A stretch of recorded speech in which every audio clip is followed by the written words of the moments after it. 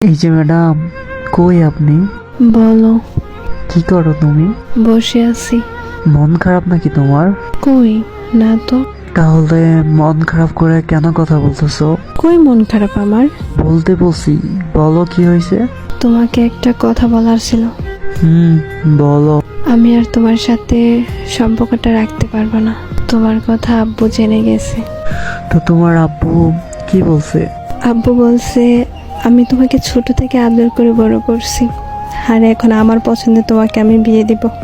আর কি বলছে? আর বলল তোমার সাথে যদি আমার সম্পর্ক থাকে তাহলে আমার বাসা থেকে বের করে দিবে।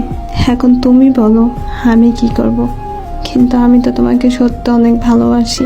পালিয়ে যাই, তাহলে কোনো একদিন মেনে নিবে? সরি, আমি পারবো না। আমার আব্বুর কথা ছাড়া আমি কিছু করতে পারবো না। এটা কি ভালোবাসা ছিল তোমার? আমাকে মাফ করে দিও। তুমি মাফ কেন চাও? মাফ তো আমি তোমার কাছে চাওয়া উচিত। আমি আর কিছুই জানি না, প্লিজ তুমি আমাকে মাফ করে দিও। জানি তোমার আব্বু আমার কাছে বিয়ে দিবে না কেন, কারণ আমি তো গরিব। বড়লোক হলে ঠিকই আমার কাছে বিয়ে দিত। এমন করে কেন কথা বলো? কখনো ভাবি নাই যে টাকার জন্য আমার ভালোবাসা হারিয়ে যাবে। আজকে যদি বড়লোক ছেলে হইতাম তাহলে ঠিকই ভালোবাসার মানুষকে পাইতাম। আমাকে মাফ করো, আমার কিছু করার নাই। চাইলে সব কিছুই সম্ভব। আচ্ছা বাদ দাও, কিন্তু একটা কথা, টাকা দিয়া কিন্তু মনের শান্তি কেনা যায় না।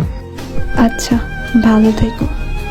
যে আমার ভালো থাকার কারণ, তাকেই হারিয়ে ফেলেছি। আর এখন হাজার চেষ্টা করলেও ভালো থাকতে পারবো না। একটু চেষ্টা করো, তুমিও ভালো থাকবে। আচ্ছা, আরেকটা কথা, আমি যদি কখনো মরে যাই তাহলে আসবে তো আমাকে দেখতে? জানি না। এতটা পাষাণ হলে কিভাবে তুমি? আমার সাথে কথা বলার হয়তো এখন আর ইচ্ছা নাই তোমার।